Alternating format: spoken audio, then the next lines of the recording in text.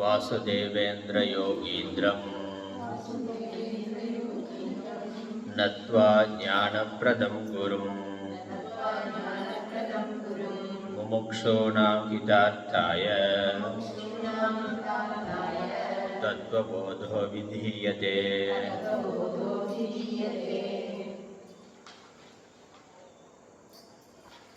ஜீவஸ்வரூபம், ஈஸ்வர ஸ்வரூபம், ஜெகத் ஸ்வரூபம், இந்த மூன்றையும் கூறி மூன்றுக்கும் ஆதாரமாக சச்சிதானந்த ஆத்மா அல்லது பிரம்மம் இருக்கின்றது. நான் என்று ஒருவன் தன்னை அறிகின்ற பொழுது உடலோடு சேர்த்து பார்த்தால் ஜீவனாக அவன் தன்னை கருதுகிறான். ஜீவன் என்ற அந்த சரீர அபிமானம்ங்கிறதா ஜீவத்துவம். சரீரம்தான் நான் என்பது, சரீரம் மட்டும்தான் நான் என்பது ஜீவத்துவம்.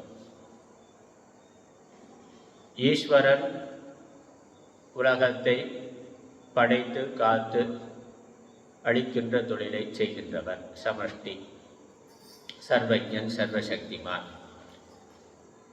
என்று ஈஸ்வரனை அறிகின்ற பொழுது ஈஸ்வரன் சகுனமாக ஒரு ரூபமாக உடலோடு மாயா உபாதி என்ற உடலோடு கூடியவராக அறியப்படுகின்றார். அதே போல இந்த உலகம் பஞ்சபூதங்களால் ஆனது. இவைகள் உண்மையாகவே இருக்கின்றன, சுதந்திரமாக செயல்படுகின்றன. இவைகளிலிருந்து வருகின்ற இன்ப துன்பங்கள் உண்மையானவை என்று கருதுதல் சாமானிய ஞானம். நான்கிற ஒரு ஜீவன் இருக்கிறேன், உலகத்தை படைத்த இறைவன் இருக்கிறார், இந்த உலகமானது இருக்கின்றது, நம்மால் அனுபவிக்கப்படுகின்ற உலகமானது இருக்கின்றது என்பது சாமானிய ஞானம். இங்கே தத்துவ போதம், தத்துவ விவேகம் என்ன? இந்த ஜீவன் உடல் முதலானவைகளுக்கு ஆதாரமாக ஒரு சத்வஸ்து இருக்கின்றது.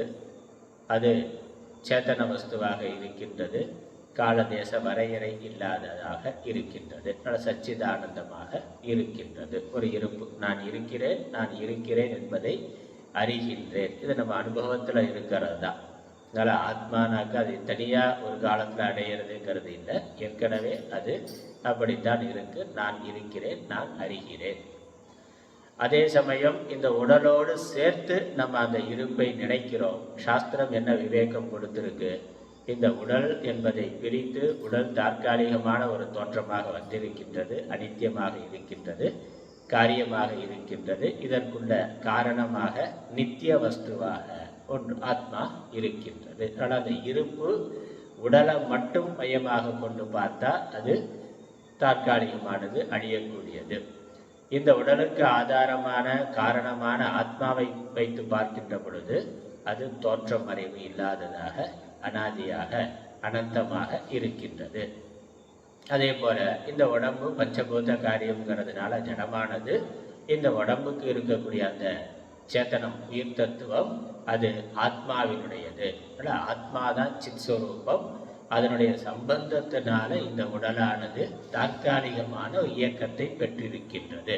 நம்ம வீட்டில் இருக்கக்கூடிய வாகனம் மாதிரி, சைக்கிளோ பைக்கோ காரோ, அது ஜடமானது, தானாக இயங்கக்கூடியது அல்ல. அதில் ஒரு உயிருள்ள ஒரு மனிதன் அதை இயக்குகின்றான், நடத்துகின்றான். அந்த மாதிரி இந்த உடம்பு ஜடமானது, இதற்குள்ள சேதனமான ஆத்மா இருந்து இதை நடத்துகின்றது. அப்படி நடத்துகின்றதுங்கிற பொழுதும் அது நேரடியாக நடத்துறது இல்லை, அதனுடைய முன்னிலையில் இது இயக்கம் பெறுகிறது. அங்கே தான் வித்தியாசம் இருக்குது. நடத்துகிற நம்ம காரை ஓட்டுற மாதிரி உள்ள உட்காந்து அது ஓட்டுது அப்படிங்கிறது இல்லை, அது இருக்கின்றது. அதனுடைய முன்னிலையில் இந்த உடலானது நடக்கின்றது, இயக்கம் பெற்றிருக்கின்றது. காந்த சிலை மலை முன் சேஷ்டிக்குமா போல கைவிழுந்தோடைய இடத்துல உதாரணம் சொல்கிறார். ஒரு இரும்பு துகள்கள் அது தானாக அசையக்கூடியது அல்ல. ஒரு காந்தம் இருக்கிற பொழுது அதனுடைய முன்னிலையில் இது அசைகின்றது. ஜடமான நகராத அசையாத இரும்பானது காந்தத்தின் முன்னிலையில் அசைதல் என்ற இயக்கத்தை பெறுவது போல அல்லது சூரியன் இருக்கு, சூரியன் அவர் பாட்டுக்கு இருக்கிறார், அவருடைய முன்னிலையில் இந்த பூமியானது இயங்கிக் கொண்டிருக்கின்றது. அதை ஆதாரமாக கொண்டு பூமியானது இயங்கிக் கொண்டிருக்கின்றது. நம்ம பார்த்த கண்ணாடி என்ற அந்த இதுலேயும் அந்த கண்ணாடி முன்னாடி ஒரு முகம் இருக்கின்ற பொழுது, ஒரு உருவம் இருக்கின்ற பொழுது, அது கண்ணாடியில் பிரதிபிம்பமாக தோன்றுகின்றது. அது வேற ஒன்றும் நடக்கல, முன்னாடி இருக்கு, அவ்வளோதான். அதனுடைய முன்னிலையில் இந்த பிரதிபிம்பமானது தோன்றுகின்றது. அதுபோல அதனால் இந்த உடலுக்கு வேறாக ஆத்மா இருக்கின்றது. உலகம் என்ற இந்த பஞ்சபூதங்களாலான பிரபஞ்சம், இதற்கு வேறாக பிரம்மமானது இருக்கின்றது. சிருஷ்டி கிரமத்தில் சொல்லப்பட்டது. பிரம்மம், அதனிடத்தில் சத்துவம் ரஜஸ் தமஸ்கிற 3 குணங்களுடைய மாயை இருக்கிறது. இந்த பிரம்மம் மாயையோடு கூடி உலகத்தை சிருஷ்டித்திருக்கின்றது. அவ்வாறு சிருஷ்டித்தல்கிற தொழிலை செய்கின்ற பொழுது அதற்கு ஈஸ்வரன்கிற பெயர். அப்போ அந்த மாயை சம்பந்தம் இல்லாமல், மாயா உபாதியோடு சேர்க்காமல் அந்த ஈஸ்வரத்துவங்கிறத கொண்டு வராமல் பார்த்தாக்க அங்கே பிரம்மம் என்பது ஆதாரமாக இருக்கின்றது. அதனால் உலகத்திற்கு பிரம்மாண்டம்ங்கிற இந்த உலகத்திற்கு ஆதாரமாக சச்சிதானந்தமான பிரம்மம் இருக்கின்றது. இந்த பிண்டம் என்று சொல்லப்படுகின்ற உடலுக்கு ஆதாரமாக சச்சிதானந்தமான பிரம்மம் இருக்கின்றது. அது பிரம்மங்கிறதுல ஆத்மாங்கிற வார்த்தையில் போடுறோம். ரெண்டும் ஆனால் அதுவும் சச்சிதானந்தம், இதுவும் சச்சிதானந்தம். அதனால் இரண்டும் ஒன்று. எப்படி உபாதியில் அதுவும் பஞ்சபூதம், இதுவும் பஞ்சபூதம்ங்கிறதுனால ரெண்டும் ஒன்று. அதோட ஒரு சிறப்புகளாக பகுதியாக இருக்கின்றது, அவ்வளோதான். அதே மாதிரி ஆத்மா அப்படிங்கிற பொழுது அங்கேயும் அதே சச்சி ஆதாரமான அதே பிரம்மம் தான் இந்த சரீரத்துக்கும் ஆதாரமாக இருக்கின்றது. அதனால் ஒரே ஆதாரம்தான். அதில் ஒரு சிறு பகுதிங்கிற மாதிரி பிரம்மத்தோட ஒரு சிறு பகுதி ஆத்மான்னு எடுத்துக்கொள்ளக்கூடாது. அதனால் அதில் எப்படி பிரம்மாண்டம் பஞ்சபூதம் பெருசாக இருக்குது, அதில் ஒரு சிறு பகுதி உடல் அப்படிங்கிற மாதிரி பிரம்மம் பெருசாக இருக்குது, அதில் ஒரு சிறு பகுதியாக ஆத்மா இருக்கிறதுன்னு எடுத்துக்கொண்டால் அது விசிஷ்டாத்வைதம். அதனால் ரெண்டும் முற்றிலும் வேற வேறேன்னு சொன்னாக்க துவைத்தம் ஆயிரும். அதோட ஒரு சிறு பகுதி ஏகாம்சேன அப்படின்னு ஒரு சிறு பகுதின்னு எடுத்துக்கொண்டாக்கா அது என்னாகும்? அது விசிஷ்டாத்வைத்தம்னாகும். அப்படி இல்லை சித்தாந்தம். இரண்டும் அப்படியே ஒன்றுதான், வேறுபாடு இல்லை.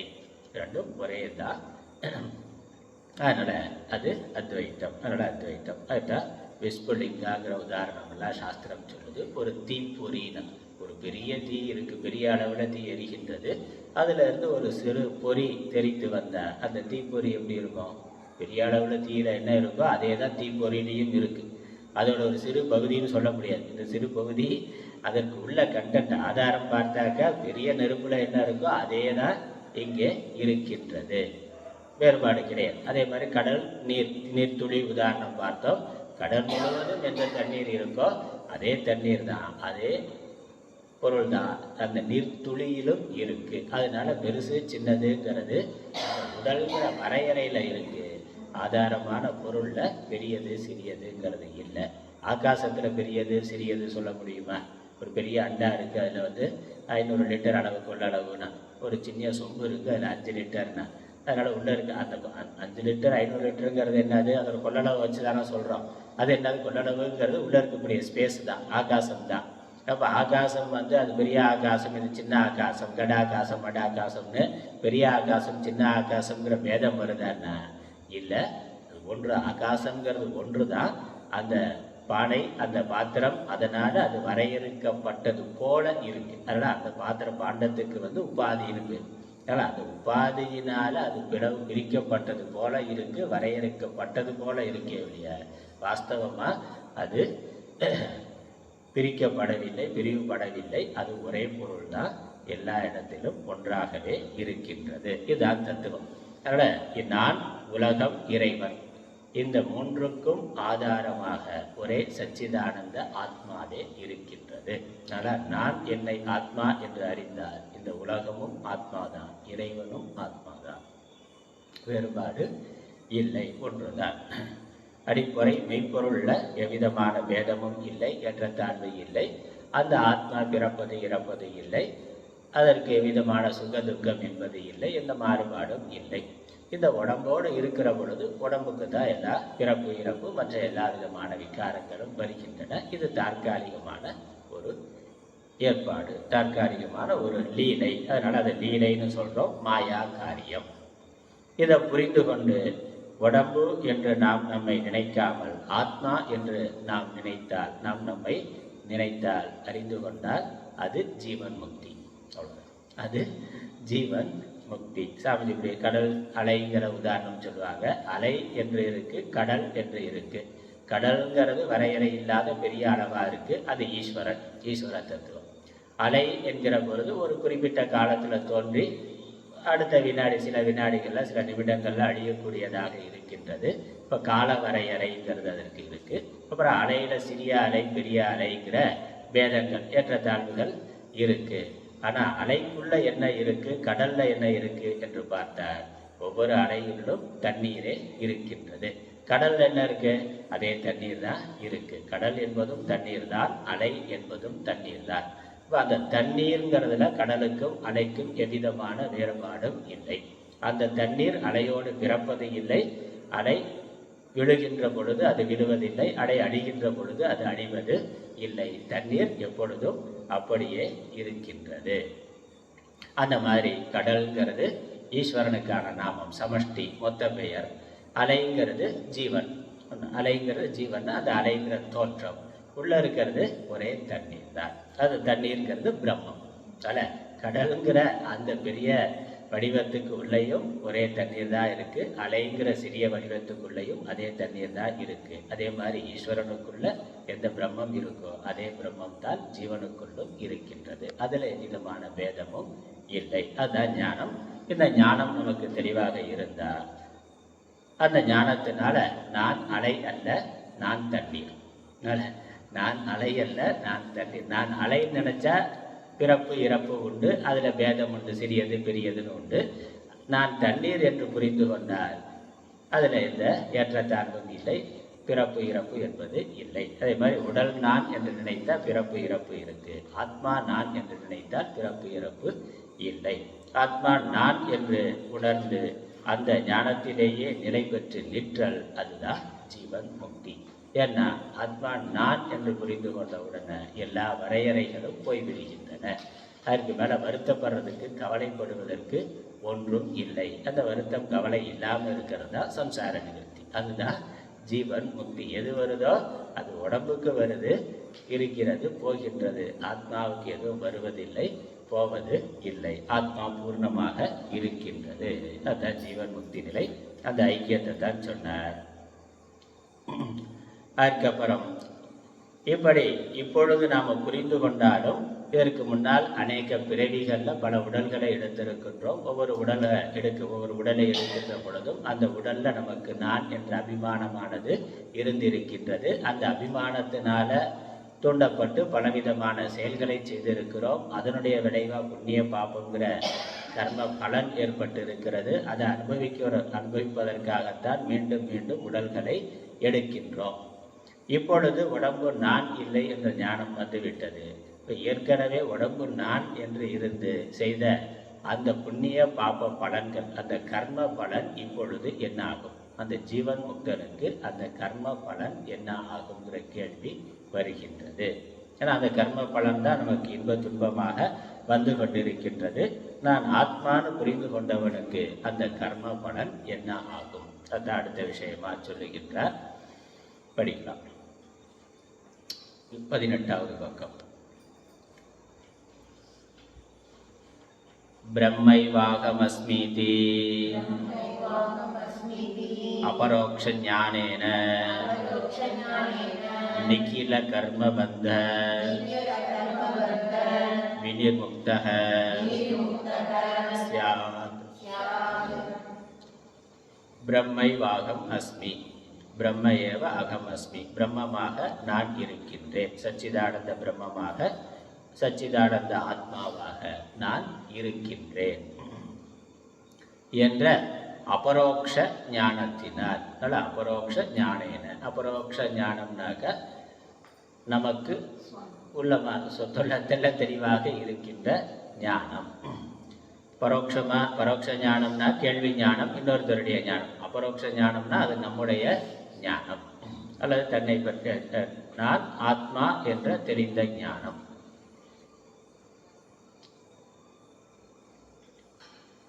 என்ற அபரோக்ஷ ஞானத்தினால் என்ன ஆகிறது? அந்த ஞானத்தினுடைய பலனா நிகில கர்ம பந்த வினிர்முக்தக. எல்லா நிகிலனா அகில அப்படின்னு அர்த்தம். எல்லா கர்ம பந்தங்களிலிருந்தும், கர்மத்தினால் உண்டாகின்ற பந்தங்களிலிருந்தும் விடுபட்டவனாக ஆகின்றான், விடுபடுகிறான்.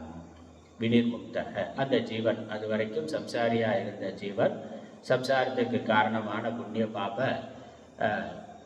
வினை பயன்கள், அதுதான் கர்ம பந்தம், கர்மத்தினால் ஏற்படுகின்ற பந்தம். அந்த புண்ணிய பாபங்கள் எப்பொழுது எப்படி செயல்படுகின்றதோ அதற்கு ஏற்றாற் போல இன்ப துன்பங்கிறது வருகின்றது. அதுக்கு தான் கர்ம பந்தம்னு பேரு. அந்த கர்ம பந்தத்திலிருந்து விடுபடுகிறார். அப்ப கர்மாக்களிலிருந்து, கர்ம பலனிலிருந்து அவன் விடுபடுகிறார். கர்ம பலனிலிருந்து விடுபட்டு விட்டால் அதற்கு மேல பிறவி என்பது இல்லை. ஏன்னா பிறவிக்கு காரணம் கர்ம பலன் தான். கர்ம பலனிலிருந்து விடுபட்டு விட்டான் என்றால் கர்ம பலன் இல்லை. கர்ம பலன் இல்லை என்றால் பிறவியானது அவனுக்கு இல்லை. ஆனால் அந்த ஜீவன் முக்தன் பிறகு விதேக முக்தனாக ஆகிறார். மீண்டும் ஒரு சரீரத்தை எடுப்பது இல்லை, மீண்டும் பிறக்கிறதுங்கிறது இல்லை. அவன் பிறவாத நிலையை அடைந்து விடுகிறார். என பிறப்பதற்கு காரணமான கர்மமானது இல்லாமல் போய்விடுகின்றது. எதனால இல்லாமல் போகிறது? நான் பிரம்மம் என்ற அபரோக்ஷ ஞானத்தினால், தெளிந்த அறிவினால். திருட நிச்சய ஞானம் முன்னாடி சொன்னாரு. திருட நிச்சய ஞானம், திருட அபரோக்ஷ ஞானம்னு சொல்லுவோம். திருட அபரோக்ஷ ஞானம், ஞானத்தில் பரோட்ச ஞானம், அபரோக்ஷ ஞானம். அப்புறம் அபரோக்ஷ ஞானத்தில் அதிருட அபரோக்ஷ ஞானம், திருட அபரோக்ஷ ஞானம். முதல்ல கேள்வி ஞானமாக இருக்கிற பொழுது பரோட்ச ஞானம், சாஸ்திரம் சொல்லுது, குரு சொல்கிறார், இப்படி அப்படின்னு நமக்கு நம்மளுடைய சொந்த அறிவாக இல்லாமல் நமக்கு தெளிவாக நான் ஆத்மானு புரிஞ்சுட்டா அபரோக்ஷ ஞானம். இல்லை இப்படி சொல்லுகிறார், இவர் இப்படி சொல்லுகிறார்கள் அப்படின்னா அது பரோட்ச ஞானம். காசியில் ஒருத்தர் இருக்கிறார், இல்லை ரிஷிகேஷில் ஒருத்தர் இருக்கிறார், இமயமலையில் பாபான்னு ஒருத்தர் இருக்கிறாருனாக்கா, இருக்கிறாருன்னு நம்ம போய் பார்க்கல, போனவங்க பார்த்தவங்க வந்து சொன்னார்கள், அதை கேட்டோம். அப்போ அப்படி ஒரு இருக்கிறாருங்கிறது நமக்கு வெறும் கேள்வி ஞானம். அந்த கேள்வி ஞானத்துக்கு பரோட்ச ஞானம்னு பேர். நம்ம பிரத்யட்சமாக இல்லை, தொலை தூரத்தில் எங்கேயோ இருக்குது, அதை பற்றி இருக்குங்கிற கேள்வி, அவ்வளவுதான். நாம் நேராக சென்று அங்கே அவரை பார்த்துட்டு வந்துட்டோம்னா அப்போ என்னது? அது நாம் அவரை நேரடியாக பார்த்துருக்கிறோம், அது பிரத்யக்ஷ ஞானம். பிரத்யக்ஷ ஞானத்துக்கு தான் இன்னொரு வார்த்தை அபரோக்ஷ ஞானம். அது நம்மளுடைய சொந்த அப்படின்னா அப்போ என்ன சொல்லுவோம்? அப்படி ஒருவர் இருக்கிறாராம், இருக்கிறார் என்று நான் கேள்விப்பட்டு இருக்கிறேன்னு சொல்லாமல் இருக்கிறார்னு அடித்து சொல்லுவோம். நானே பார்த்திருக்கிறேன். அப்போ என்ன? நம்முடைய சொந்த அறிவு, சொந்த அனுபவம். அதே மாதிரி நான் ஆத்மா, நான் பிரம்மம் என்று நமக்கு தெளிவாக இருந்தால் அதுக்கு பேர் அபரோக்ஷ ஞானம் அல்லது பிரத்யக்ஷ ஞானம். பிரத்யக்ஷம்னாக்க கண்ணுக்கு முன்னாடி பார்க்கறதுக்கு பிரத்யக்ஷம்னு பேர். அப்படி ஆத்மாவை பார்க்க முடியாதுங்கிறதுனால பிரத்யக்ஷம்னு சொல்லாமல் அபரோக்ஷம் என்று சொல்லிக்கிறோம். அப்போ பரோட்சமாக இல்லைன்னு அர்த்தம். பரோட்சமாக இல்லைன்னா பிரத்யக்ஷமாக இருக்கணும். பிரத்யக்ஷம் இல்லை, அது உள்ள இருக்குங்கிறதுனால அபரோக்ஷங்கிற வார்த்தையை சாஸ்திரம் சொல்லுகின்றது. அதனால் அபரோக்ஷ ஞானம். இந்த அபரோக்ஷ ஞானத்தினால, நான் ஆத்மா பிரம்மம் என்ற அபரோக்ஷ ஞானத்தினால எல்லா கர்மங்களும் நீங்குகின்றன. அடுத்த கேள்வி, இந்த கர்மம் எத்தனை விதம்? கர்மம்னு சொல்றீங்களே, அதில் என்ன வேறுபாடு, என்ன பாகுபாடு இருக்கின்றது, என்ன பகுப்பு இருக்கின்றது என்ற கேள்வி அடுத்த வரி. கர்மாணி கதி விதானி சந்தி இதி சேத் ஆகாமி சஞ்சித பிராரப்த பேதேன திரிவிதானி சந்தி. கர்மாணி கர்மாக்கள், கர்மாக்கள்ங்கிற பொழுது கர்ம பலன் எத்தனை விதமாக இருக்கின்றன என்று கேட்டால், கதி விதானி சந்தி இதிச்சேன் என்று கேட்பாயானால் என்று கேட்டால், கர்மங்கள் கர்ம பலன் எத்தனை விதமாக, கர்மாங்கிறது இங்கே கர்ம பலனை குறிக்கிறது, கர்ம பலன் எத்தனை விதமாக இருக்கிறது என்று கேட்டால், ஆகாமி சஞ்சித பிராரப்த வேதேன, ஆகாமி என்றும் சஞ்சிதம் என்றும் பிராரப்தம் என்றும் அது வேதத்தினால 3 விதமாக இருக்கின்றது.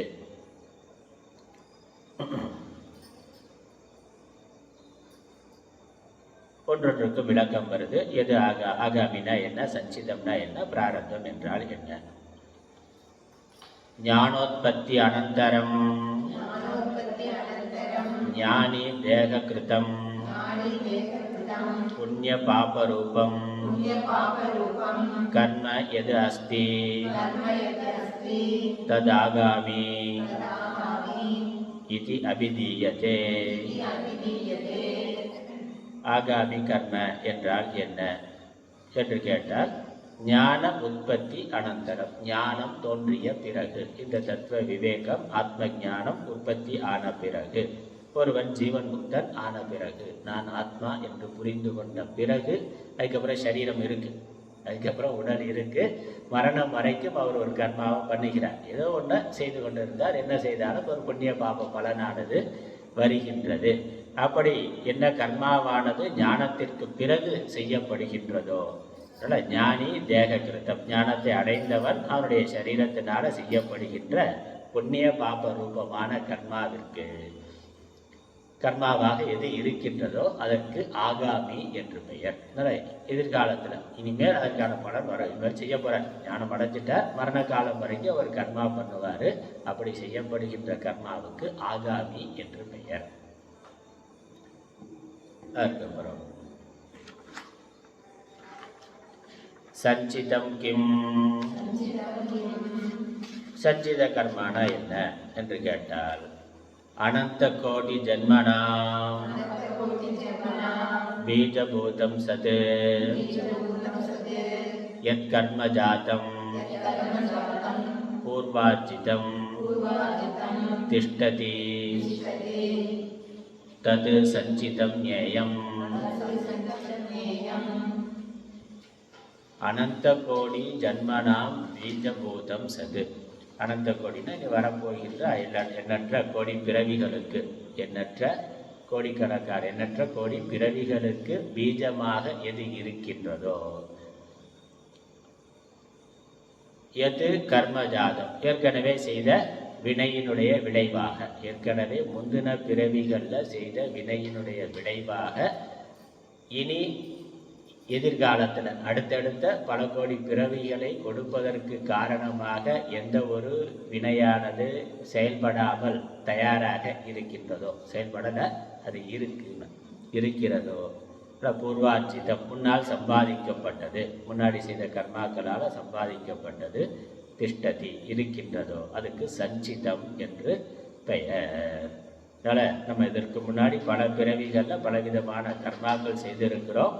அந்த கர்மாவில் ஒரு பகுதி இந்த பிறவிக்கு காரணமாக இருக்குது. பிறவிக்கு காரணமாக, இந்த பிறவிக்கு காரணமாக இருக்கின்ற கர்மாவை தவிர செயல்படாமல் எஞ்சி இருக்கக்கூடிய கர்மாக்களுக்கு சஞ்சிதம் என்று பெயர். இந்த ஞானத்திற்கு பிறகு செய்யக்கூடிய கர்மாவுக்கு ஆகாமின்னு பேர். அப்போ மிச்சம் இருக்கிறது என்னது? இந்த பிறவி தோன்றுவதற்கு காரணமாக இருக்கக்கூடிய கர்மா தான் மூன்றாவது வகை கர்மா, அதற்கு பிராரப்தம்னு பேர். அதை அடுத்த வரியில் சொல்கிறார். பிராரப்தம் கர்ம கிம் இதி சேத் இதம் ஷரீரம் உத்பாத்ய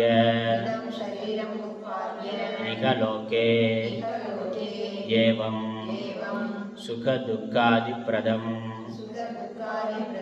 யத் கர்ம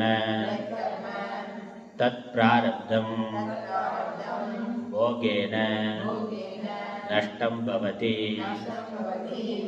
பிராரப்த கர்மணா போகாதேவ க்ஷய இதி.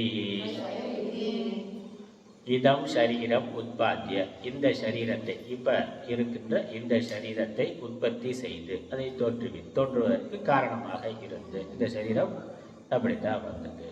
நல்ல சத்கர்ம ஜன்யம்னு முன்னாடி சொல்லப்பட்டது, ஸ்தூல சூக்ஷ்ம காரண சரீரம்.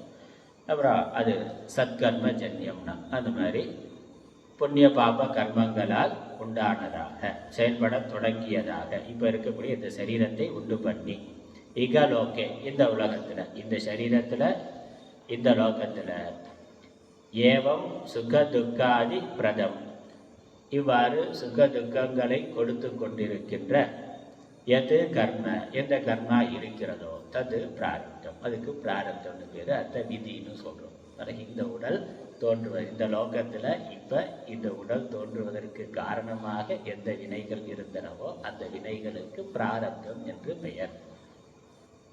அது என்ன ஆகும்? போகேன நஷ்டம் பவதி, இந்த சரீரத்தில் இருந்து நம்ம அனுபவிக்கிறதுனால அது அழிந்து போகும். அதனால் அது அனுபவித்து தீரும். போக நஷ்டம் போகுதுன்னா அந்த புண்ணிய பாப கர்மா தொடர்ந்து செயல்பட்டு கொண்டு இருக்கு. அதனுடைய விளைவை நம்ம இன்ப துன்பமாக அனுபவிக்கிறோம்.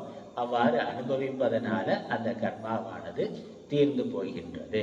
அந்த கர்மா இருக்கிற வரைக்கும் வண்டி ஓடும், சரீரம் போகும். அது எப்போ முடிகின்றதோ அதோட அவ்வளோதான். சொல்ல வேண்டிய ஆளுக்கு சொல்லிடலாம், முடிஞ்சு போச்சு, சரீரம் முடிஞ்சு. அதனுடைய இயக்கம் அதற்கு மேலே எந்த அப்பல்லோ ஹாஸ்பிட்டலுக்கு போனாலும் சரி, இல்லை அமெரிக்காவுக்கு போனாலும் சரி, எத்தனை லட்சம் எத்தனை கோடி செலவு பண்ணாலும் திரும்ப அதை கொண்டு வர முடியாது. அந்த சரீரத்தை விட்டு உள்ள இருக்க ஜீவன் போய்விடும், அதோட முடிந்தது. அதனால இது அனுபவித்து தான் தீரும், வேற எந்த விதத்திலையும் தீராது, அனுபவிக்க நஷ்டமாகும். அதனால பிராரப்தம் கர்மனாம் போகாதேவ க்ஷயி. பிராரப்தம் கர்மங்களை அனுபவிப்பதினால்தான் அழிவுறும். அது ஞானியாக இருந்தாலும், ஞானம் அடைந்த பிறகும் சரீரம் இருக்கு, பிராரப்தம் இருக்கிற வரைக்கும் சரீரம் இருக்கும், அதை அவர் அனுபவித்து தான் தீரும். அதனால தான் ஞானிகளுக்கு பலவிதமான வாழ்க்கையில் புறத்தில் இன்ப துன்பங்கள் வருது, புகழ்ச்சி இகழ்ச்சி மானாவமானங்கள் இதெல்லாமே பார்க்குறோம். அவர்களுக்கு நோய் முதலானவைகள் வருது. அவர் தான் ஞானி ஆகிட்டாரு, ஏன் வருது அப்படின்னு கேட்க முடியாது. அவருக்கு பசி தாகம் இருக்குது, நோய் இருக்குது, மற்ற சமூகத்தினால மற்ற மனிதர்களால் புகழ்ச்சி இகழ்ச்சி மானாவமானம் இதெல்லாமே வருகின்றது. அது பிராரப்தம் இருக்கிற வரைக்கும் அதெல்லாம் வரும். அதை அனுபவித்து தான் தீர்க்க வேண்டும் யாராக இருந்தாலும். அடுத்த வழி சஞ்சிதம் கர்ம பிரம்மை வாகமிதி நிச்சய ஆத்மக ஞானேன நஷ்யதி. இந்த ஜீவன் முக்தனுடைய சஞ்சித கர்மாவானது நான் பிரம்மம் என்ற ஞானத்தினால் அழிந்து விடுகின்றது. அதெல்லாம் இந்த ஞானம், இந்த ஆத்ம ஞானம் அந்த சஞ்சித கர்மாவை செயல்படாமல் காத்திருக்கின்ற பல கோடி பிறவிகளை உண்டு பண்ணுவதற்கு தயாராக காத்திருக்கின்ற அந்த சஞ்சித கர்மாவை இந்த ஞானமானது எரித்து விடுகின்றது. இந்த ஞானத்தினால் அது அழிந்து விடுகிறது, அழிக்கப்பட்டு விடுகின்றது. இப்போ சஞ்சித கர்மா இல்லாமல் போயிட்டா மிச்சம் இருக்கிறது என்னது? பிராரப்தம் அனுபவிச்சு தான் தீரணும். சஞ்சித கர்மா ஞானத்தினால் அழிஞ்சு போயிடும். அப்போ ஞானத்திற்கு பிறகு மரணம் வரைக்கும் அவர் செய்கிற ஆகாமி கர்மா மட்டும் பாக்கி இருக்கு. அது என்ன ஆகும்? அது அடுத்து வரும்.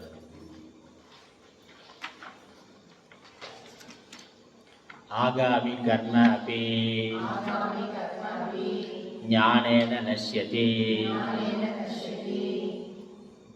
ஆகாமி கர்மமும் ஞானத்தினால் நசிந்துவிடும். கிஞ்ச ஆகாமி கர்மணா நளினி தளகத ஜலவத் ஞானினா சம்பந்தः நாஸ்தி. இந்த ஆகாமி கர்மமும் ஞானத்தினால் அழிந்துவிடும். ஞானத்தினால் அழிந்துவிடும்னா அந்த ஆகாமி கர்மா ஆத்மாவாகி எனக்கு இல்லை. எந்த கர்மாவும் ஆத்மாவுக்கு கிடையாது. கர்மாவை செஞ்சது சரீரம்தான், கர்ம பலனை அனுபவிக்கிறது சரீரம்தான். இந்த ஞானத்திற்கு பிறகு அவர் கர்மாவை செய்தாலும் நான் செய்கிறேங்கிற எண்ணம் இல்லை, அந்த அகங்காரங்கிறது இல்லை. அதனால அந்த கர்ம பலன் அவருக்கு சேராது. எங்க அகங்காரம் இருக்கோ அங்கதான் கர்ம பலன் சேரும். எங்க ஈஸ்வரனை பற்றி சொல்றபோது பார்த்தோம், நிரகங்காரகனா, அகங்காரம் இல்லாமல் அவர் கர்மாவை செய்கின்றார். அதனால ஈஸ்வரனு கர்மா பண்றார், அவரும் பஞ்சகிருத்தியம் பண்றாரு. ஆனால் நான் செய்கிறேங்கிற எண்ணம் இல்லை, ஆத்மா செய்கிறதுங்கிற எண்ணம் இல்லை. ஆத்மா ஒரு பொழுதும் எதையும் செய்யறது இல்லை, அதற்கு செய்ய வேண்டிய தேவையில்லை, சர்வ வியாபகமாக இருக்கின்றது. அப்ப இந்த உபாதி அதுதான் செயல்களை செய்கின்றது, ஆத்மா ஒரு பொழுதும் செய்வது இல்லை. ஈஸ்வரன் நான் ஆத்மா என்ற ஞானம் எப்பொழுதும் உடையவராக இருக்கிறதுனால நான் செய்கிறேங்கிற எண்ணம் அவருக்கு வருவது இல்லை. ஆகவே அதனுடைய கர்ம பலன் அவருக்கு வருவது இல்லை. ஜீவன் ஞானம் அடைந்த பிறகு நான் ஆத்மா என்று புரிந்து கொள்ளுகிறார். ஆகவே ஆத்மாவாகிய நான் செயலை செய்கிறேன் அவன் ஒரு பொழுது நினைக்கிறது இல்லை. ஞானத்திற்கு பிறகு அவன் செய்யலாம், சரீரத்தை வைத்துக் கொண்டு பெரிய பெரிய காரியங்களை பண்ணலாம். ஆனால் நான்கிற அகங்காரமானது அங்கு இல்லை. நான்கிற அகங்காரம் எங்கே இல்லையோ அங்கு கர்ம பலனானது இல்லை, கர்ம பலன் ஏற்படாது. அதனால் இந்த ஆகாமி கர்மாவும் இந்த அகங்காரத்தை நாசம் செய்வதால் அழிந்து விடுகின்றது, அங்கே இல்லை.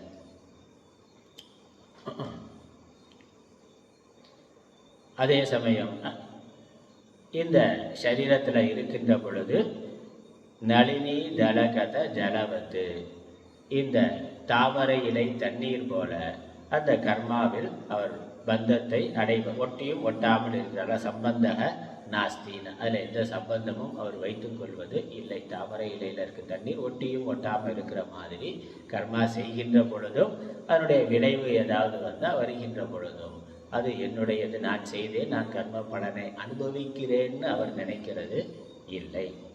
ஏதோ பகவான் இந்த சரீரத்தின் மூலமாக நடத்தி கொண்டிருக்கிறார். அதனால் அதற்கான கர்ம பலன் என்ன அவருக்கே சமர்ப்பணம். அவர் தான் நடத்துகிறாருனாக்கா, முதலாளி இருக்கிறாரு, ஒரு தொழிலாளி வேலை செய்கிறாருன்னா முதலாளியோட வேலையை செய்கிறார். அப்போ அதனால் என்ன லாபம் வருதோ அது யாருக்கு? முதலாளிக்கு தானே, அவருக்கு தானே போகும். இவர் ஒரு கருவி மாத்திரம் தானே. அந்த மாதிரி ஈஸ்வரன் செய்கிறார், அது இந்த சரீரத்தின் வாயிலாக அவர் செய்கின்றார். அதனால் நான் செய்கிறேங்கிற எண்ணம் இல்லை, அந்த கர்ம பலனும் எனக்கு இல்லை, எல்லாமே கிருஷ்ணார்ப்பணம் அல்லது ஈஸ்வரார்ப்பணம், அவருக்கு சமர்ப்பணம் செய்து விடுகிறோம். அப்போ ஈஸ்வரன் என்ன பண்ணுவார்னா,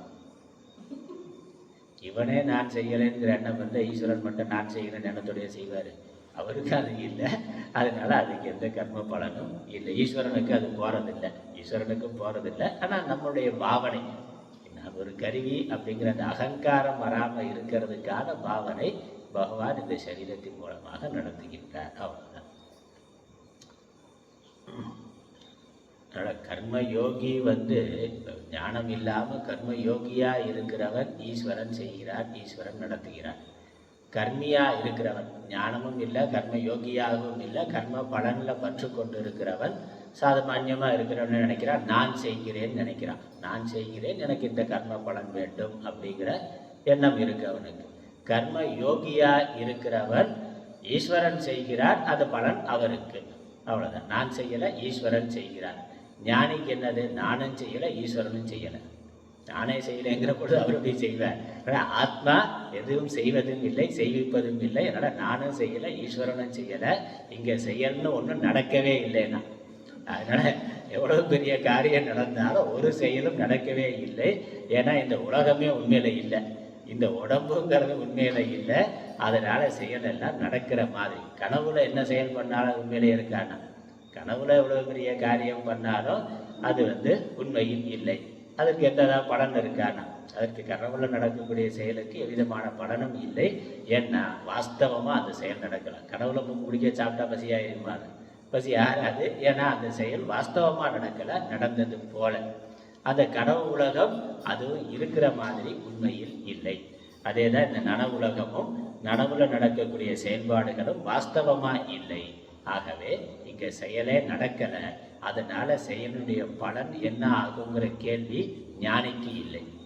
அது எங்கே போகும்? எனக்கா, ஈஸ்வரனுக்கா, யாருக்குங்கிற கேள்வியே இல்லை. ஏன்னா செயல் என்பதே இல்லை, செயல் என்பதே நடக்கவில்லை. கர்மண்ய கர்மய பஷ்யத் அகர்மணிச்ச கர்மயகனா.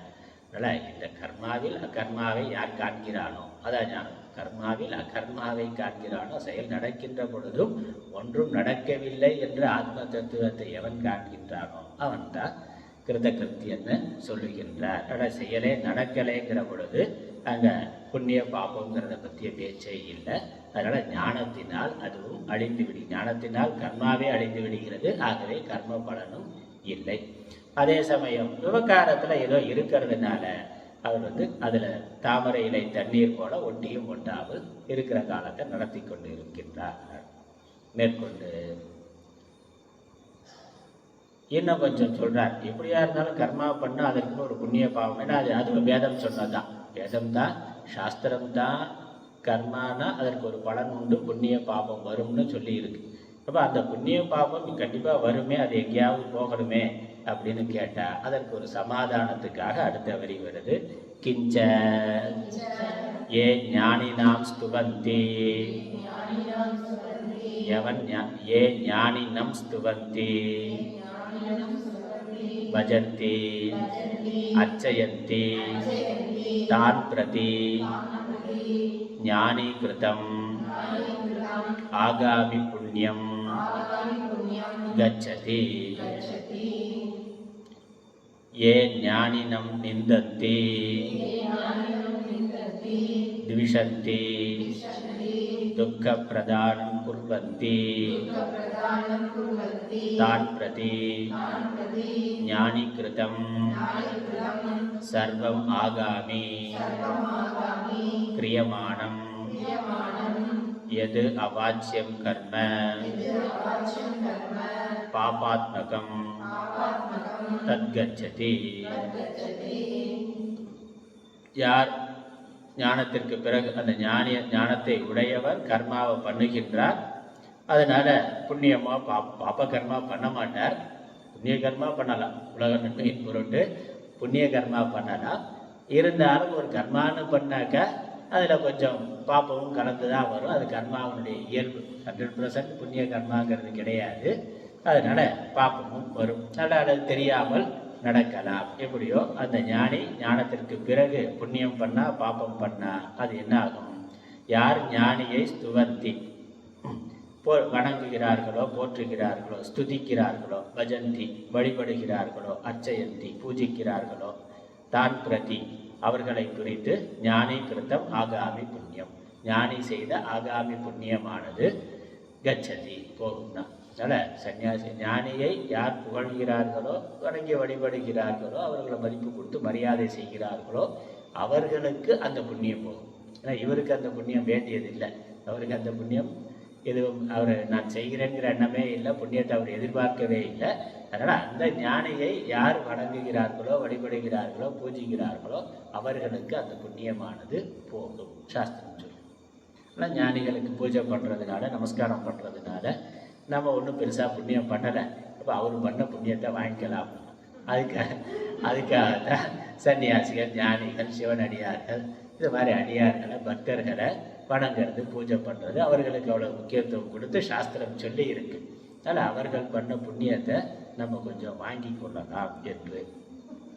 அப்புறம் அதற்கு நேர் எதிராக அவர் பாப்பம் வச்சிருந்தாருனாக்கா அது யாருக்கு போகும்? அது யார் ஞானியை நிந்திக்கிறார்களோ, அந்த ஞானியை நிந்திக்கிறவர்கள், துவேஷ வெறுப்பை காட்டுகிறவர்கள், ஞானிக்கு துக்கத்தை கொடுக்கிறவர்கள், நாஸ்திகன் பண்ணுறானே, அப்போ ஸ்ரத்தை இல்லாதவர்கள் அவர்களை துன்பப்படுத்தலாம், சிறையில் பிடித்து போடலாம், அல்லது துவேஷம் பண்ணலாம். அப்படி யார் அவர்களை நிந்திக்கிறார்களோ அவர்களுக்கு அந்த பாப்பமானது போகும். தான் பிரதி ஞானி கிருத்தம் சர்வம் ஆகாமி. இதெல்லாம் செய்கின்றாரோ அது அவர்களுக்கு போய் சேரும். அதனால் ஞானியை நிந்திப்பவர்களுக்கு அந்த பாப்பம் போய் சேரும், துதிப்பவர்களுக்கு புண்ணியம் போய் சேரும். அதனால் என்னென்னா, துதிக்கிறோமோ இல்லையோ நிந்திக்காமல் இருக்கும். அவ்வளோ துதிச்சா புண்ணியம் வரும். ஏன் துவேஷம் பண்ணால், வெறுப்பு காமிச்சா, ஏன்னா சன்னியாசியை நிந்தி, ஏன்னா சன்னியாசிகள் ஞானியாக இருப்பாங்கன்னு ஒன்று. அவர் ஞானியாக இருந்தாலும் யார் ஞானி இல்லைன்னு எப்படி நமக்கு தெரியும்? அதனால் யாரையுமே நிந்திக்காமல் இருக்கிறது நல்லது. அவ்வளோதான். இல்லறத்தில் இருக்கிறவங்களும் அதான். இல்லறத்தில் இருப்பவர்களும் யார் ஞானி இருப்பவர் சொல்ல முடியாது. சன்னியாசியாக இருந்தால் ஞானியாக இருப்பா, இல்லைன்னா இல்லை அப்படிங்கிறது இல்லையே. ஞானம் யாருக்கு இருக்கோ அவர்கள் ஞானி. இல்லறத்திலையும் இருக்கலாம், துறவரத்திலையும் இருக்கலாம், பிரம்மச்சாரியாகவும் இருக்கலாம். அதனால் யாரையும் நிந்திக்காமல் இருக்கிறது நல்லது. யார் ஞானி யார் அஞ்ஞானி நமக்கு தெரியாது. நமக்கு இருக்க பாப்பமே போதும், ஏன் அடுத்த ஆள் பாப்பத்தை வேற வாங்கிக்கணும். அதனால் எந்த விதத்திலும் யாரையும் நிந்திக்காமல் இருக்கிறது நல்லது. முடிஞ்சால் துதிக்கலாம், இல்லைன்னா சும்மா இருக்கலாம், அது நல்லது. அதுக்கப்புறம் ததா இப்படி முடிவுக்கு கடைசியாக முடிவுரை வருது. ததாச்ச ஆத்மவித் சம்சாரம் தீர்த்வா பிரம்மானந்தம் இகைவ பிராப்னோதி. இவ்வாறு அப்படியே ஆத்மவித்து ஆத்மாவை அறிந்தவன் ஞானி. ஆத்மாவை அறிந்தவன் ஆத்ம ஞானி. ஆத்ம ஞானியை தான் நம்ம சுருக்கி ஞானின்னு சொல்கிறோம். ஞானினாலே ஆத்மாவை அறிந்தவன் ஆத்மவித்து. ஞானிங்களுக்கு இன்னொரு வார்த்தை ஆத்மவித்து. சம்சாரம் தீர்த்வா, இவ்வாறு சம்சாரத்தை கடந்து, இருமைகளை கடந்து, இதை சுகதுக்கங்களை இன்ப துன்பங்களை பிராரப்தம் சரீரத்துக்கு வருகின்ற எல்லா விதமான இருமைகளையும் கடந்து, பிராரப்தம் இருக்கிற வரைக்கும் சரீரம் இருக்கும். அது புண்ணிய பாவத்துக்கு ஏற்றால் போல இந்த உலகியல் வாழ்க்கையில் ஏற்றத்தாழ்வுகள் வரும். உடல் ரீதியாக, மனோ ரீதியாக, உலக ரீதியாக வர்றது வரும். அதெல்லாம் அவர் கடந்து, அதெல்லாம் கடந்துனா தன்னுடைய ஆத்ம ஞானத்தினால் கடந்து, அதெல்லாம் ஆத்மாவாகி எனக்கு இல்லை என்ற அந்த ஞானத்தினால் அவைகளிலிருந்து விலகி இருந்து பிரம்மானந்தம் இகைவ பிராப்னோதி, அந்த உலக இருமைகளால் பாதிப்படையாத மனதை அடைகின்றார். அது ஒரு பலன். அதுக்கப்புறம் ஆத்மா பூர்ணமானதுங்கிற ஞானத்தினால மனதை ஆத்மாவில் நிறுத்தி அந்த ஆத்மானந்தத்தை சதா அனுபவித்து கொண்டு இருக்கின்றார். விஷயங்களை நோக்கி மனசு போறதில்லை. இப்போ மனசை ஆத்மாவை நோக்கி வைத்திருக்கிறார். ஆத்மாவில் மனது லயமாக இருக்கிற பொழுது ஆத்மா ஆனந்த ஸ்வரூபங்கிறதுனால அந்த ஆனந்தத்தை எப்பொழுதும் அவர் அனுபவித்து கொண்டு இருக்கிறார். அதான் தூக்கத்தில் இருக்கிற மாதிரி, தூக்கத்தில் ஆனந்தத்தோடு இருக்கிறோமே. அப்போ அவர் விழிப்புல இருக்கிற பொழுதும் விஷயங்களை பார்க்காம தூங்குற மாதிரி இருக்கிறார். அதே சமயம் சொரூபானந்தத்தை அனுபவித்து கொண்டிருக்கிறார். அதான் தூங்காமல் தூங்கினார், தூங்காமல் தூங்கி இருக்கின்றார். அப்படி அவர் ஆத்மானந்தத்தை தூங்காமல் தூங்கினாக்க ஆத்ம விஷயத்தில் தூங்காமல் உலக விஷயத்தில் தூங்கி, அதான தூங்காமல் தூங்கினார். என்ன நம்ம கிளாஸ்ல இருக்கிற நிலை இல்லை, தூங்காமல் தூங்கினார். தூங்கி இருக்கமா முடிச்சிருக்கமான்னு தெரியாமல் அதனால ஆனந்தத்தை அடைகிறார். அது மட்டும் இல்லை, துக்கம் இல்லாமல் துக்கத்தை கடக்கிறார்ங்கிறது அடுத்த பிரயோஜனம். தரதி சோகம் ஆத்மவித் இது ஸ்ருதேஹே, ஆத்மாவை அறிந்தவன் சோகத்தை கடக்கிறான், சோகமோகத்தை கடக்கின்றான் என்பது ஸ்ருதியினுடைய வாக்கியம். ஆனந்தத்தை அடைகிறான்னு சொல்லிட்டார். அதுக்கு ஒரு ஸ்ருதியிலிருந்து ஒரு மேற்கோள் உபனிஷத்தில் தரதி சோகம் ஆத்மவித்துன்னு இருக்கு. ஆத்மாவை அறிந்தவன் எல்லா சோகத்திலிருந்தும் விடுதலை அடைகின்றான். ஏன்னா அவனுக்கு சோகப்படுவதற்கு விஷயம் என்பது இல்லை, துக்கப்படுறதுக்கு கவலைப்படுறதுக்கு விஷயமே இல்லை.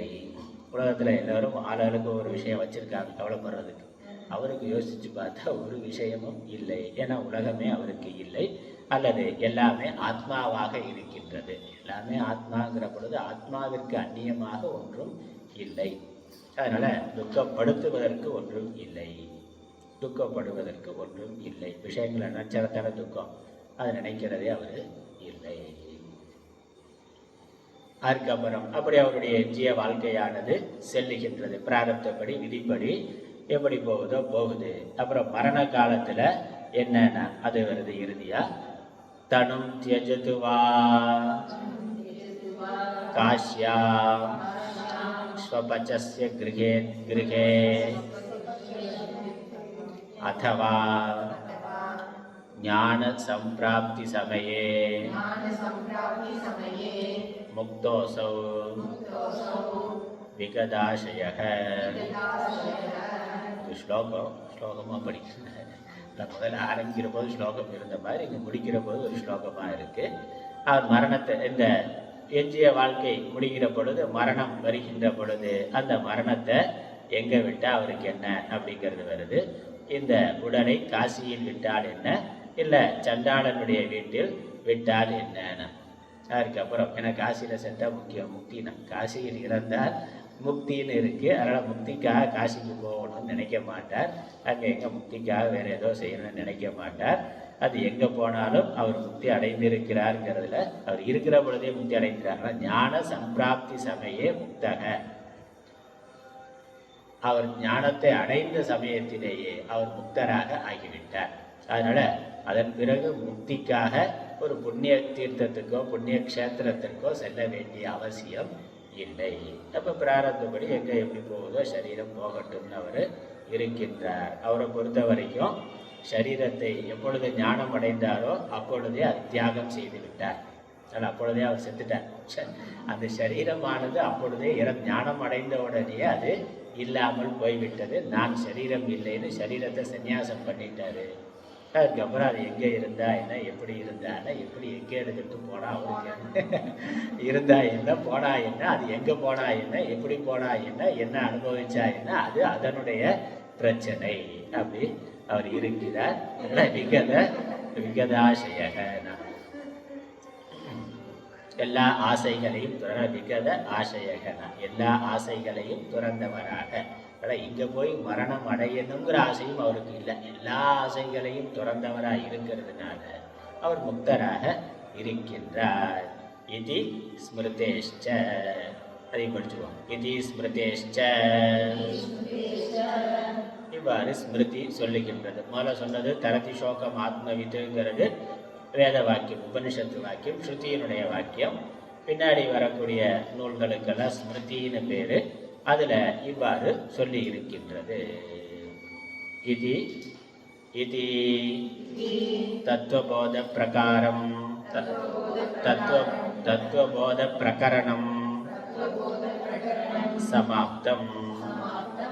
இவ்வாறு தத்துவபோதம் என்ற இந்த சிறிய நூலானது நிறைவு பெறுகின்றது. பல தத்துவபோதம் வேதாந்தத்துக்கு அறிமுக நூல். வேதாந்தத்தில் என்ன விஷயங்கள் இருக்குது, நம்மள முகவுரையிலே சொன்னேன். வேதாந்தத்தோட விஷயம் 6 தான். ஜீவஸ்வரூபம், ஜெகத்ஸ்வரூபம், ஈஸ்வரஸ்வரூபம், சம்சாரஸ்வரூபம், மோக்ஷஸ்வரூபம், சாதன ஸ்வரூபம். இந்த 6 தான். அந்த 6 இங்கே சுருக்கமாக சொல்லியிருக்கு. வேதாந்த நூல்களை படிக்கிறதுக்கு ஒரு முகவுரையாக இந்த 6 சொல்லப்பட்டிருக்கு. முகவுரையாக அறிமுகமாக இந்த தத்துவபோதம் இருக்குது. நாம் இந்த 2 நாளில் 5 கிளாஸில் பார்த்துட்டு தத்துவபோதத்துக்கு அறிமுகம் விரிவாக. தத்துவபோதம் அறிமுக நூல், தத்துவபோதம்னு ஒரு நூல் இருக்குது. அதில் இதெல்லாம் விஷயம் இருக்குன்னு ரொம்ப சுருக்கமாக தத்துவபோதத்துக்கு அறிமுகமாக இந்த வகுப்பை பார்த்துருக்குறோம். எல்லாரும் ரொம்ப நிறைய விரிவான விஷயங்கள் சொல்லுவாங்க. அப்புறம் மற்ற கிரந்தங்கள்லேயும் விவேக சூடாமணி, உபதேச சாஸ்திரி, இந்த மாதிரி கிரந்தங்களில் இதே விஷயங்கள்லாம் இன்னும் நிறைய பல கோணங்களில் பல உதாரணங்களோடு விரிவாக சொல்லப்பட்டிருக்கும். இல்லை நமக்கு ஒரு சில சந்தேகங்கள் வந்திருக்கலாம். அதெல்லாம் நம்ம தொடர்ந்து அடுத்தடுத்த நூல்களை கேட்கிற பொழுது அந்த சந்தேகங்கள்லாம் தெளிவாகும். அதனால் நாமளும் இந்த புனிதமான க்ஷேத்திரத்தில் சதாசிவ பிரம்மேந்திரால் சந்நிதியில் கைலாச ஆசிரமத்தில் இங்கே இந்த தத்துவபோதம் பாடத்தை கேட்டு இருக்கிறோம்.